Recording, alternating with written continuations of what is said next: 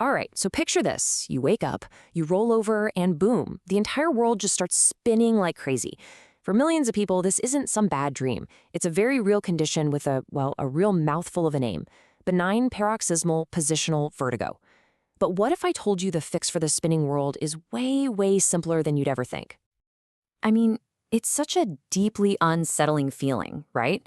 One second, you're totally fine, and the next, you're just gripping the bed, waiting for everything to stop lurching and spinning. And for a lot of folks, this isn't just a one-time thing. It's this recurring nightmare that can make even the simplest movements, like looking up, feel totally treacherous.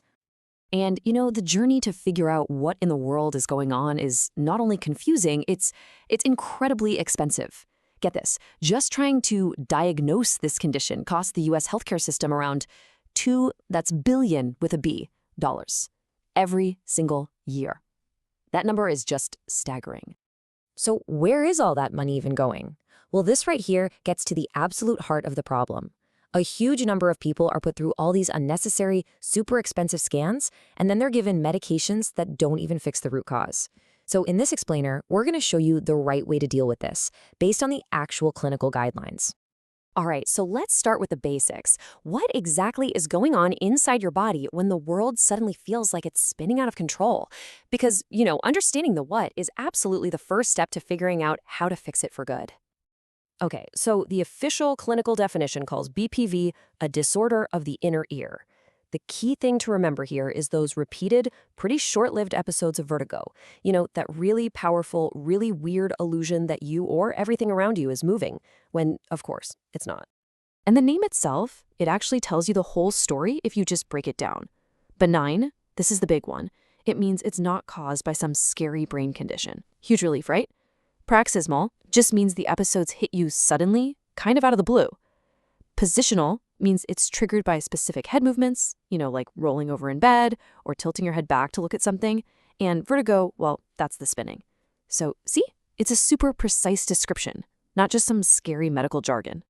Okay, so now that we know what it is, let's get to the really fascinating part: what's actually causing it. And trust me, it's probably not what you're thinking. We're literally talking about rogue crystals, some people call them ear rocks, that are on the loose inside your ear. So this is the most important point right here. BPV is not a brain problem. It's a mechanical problem. So think of it less like a software bug in your brain and more like a hardware glitch in your body's super sensitive balance system. The source material really gets right to the heart of it. Basically, these tiny little calcium carbonate crystals. The technical name is otoconia. They've broken free from where they're supposed to live, and they've drifted into a part of the inner ear where, well, they just don't belong. And that's what's causing all the trouble. The snow globe analogy is absolutely perfect for this. So imagine the balance canals in your inner ear are like a little snow globe.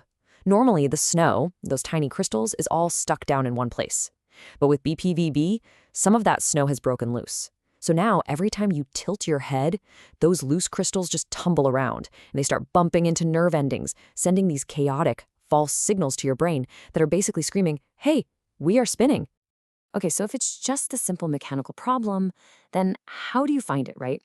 Well, that brings us to the surprisingly simple gold standard test. And spoiler alert, it doesn't involve any expensive high-tech machines. Listen. This is one of the biggest takeaways from the entire clinical guideline. You absolutely do not need a $1 million scanner to find these tiny little crystals. The diagnosis is confirmed with a simple, hands-on physical maneuver. That's it. And this is it. It's called the Dix-Hallpike maneuver. Now, what it is a specific sequence of movements that's designed to intentionally and safely trigger that vertigo for just a few seconds. The whole point is to let a clinician see the one telltale sign that confirms the diagnosis.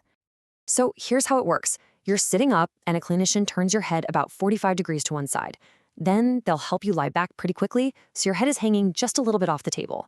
And now, here's the key. They're not looking at your ear. They're looking at your eyes. They're watching for a very specific involuntary twitching movement. It's called nystagmus. And it's not just some random flutter. It's a very distinct rotational movement that tells the clinician exactly which ear is the problem and even which canal those little crystals are stuck in. It's the smoking gun. And that brings us to this really critical comparison. You have the recommended way, which is the simple, super effective Dix-Hallpike test. And then you have the common way, which for up to 70% of patients involves MRI or CT scans. Here's the kicker. Those big, expensive scans can't even see the microscopic crystals. So all they really do is delay the right diagnosis and treatment, all while costing a fortune. All right, so we found the rogue crystals. Now for what I think is the most empowering part of this whole story, putting everything back where it belongs. And yeah, the solution is just as simple and effective. The solution is just as mechanical as the problem. That means no pills, no shots, no surgery. The best treatment is simply another physical maneuver, a series of movements designed to guide those little rogue crystals right back home where they belong. It's called the canalith repositioning procedure, or CRP. You'll probably hear it called the Epley maneuver. And as you can see, a clinician moves your head and your body through this really precise sequence of positions. Every single step uses gravity to just gently escort those crystals out of the canal where they're causing all the trouble and into a different part of the ear where they'll be just fine. It's kind of like you're guiding a marble through a tiny, intricate maze, all happening right inside your inner ear. And hey, here's another huge myth we need to bust. For years, patients were told, okay, now you have to keep your head perfectly still, or sleep propped up on 3 pillows. Well, the evidence is now crystal clear, pun intended. The guidelines make a strong recommendation against doing that. There's no need for any of those restrictions. Once the crystals are back in place, you can get right back to your life. Okay, so we've diagnosed the problem, and we've got a simple physical solution. Let's put all of this information together now into a really clear, straightforward action plan that you can actually use. Okay, this slide right here is your cheat sheet. This is the key takeaway. For a diagnosis, do get a Dix-Hallpike test. Avoid those routine MRI or CT scans. For treatment, do get a canalith repositioning procedure. Avoid medications like antihistamines that just cover up the symptoms. And finally, do follow up with your clinician in about a month, but avoid any unnecessary activity restrictions right after the maneuver. Seriously, follow these evidence-based guidelines, and you are on the fastest possible path to feeling better. So, I'll just leave you with this final thought. This really common and, let's be honest, often debilitating form of vertigo, it's usually just a simple mechanical problem that has a simple mechanical fix. So now that you know this, think about it. Who in your life might be struggling with unexplained dizziness? Because sharing this knowledge, it really could be the key to helping someone you care about finally get their world to stop spinning for good.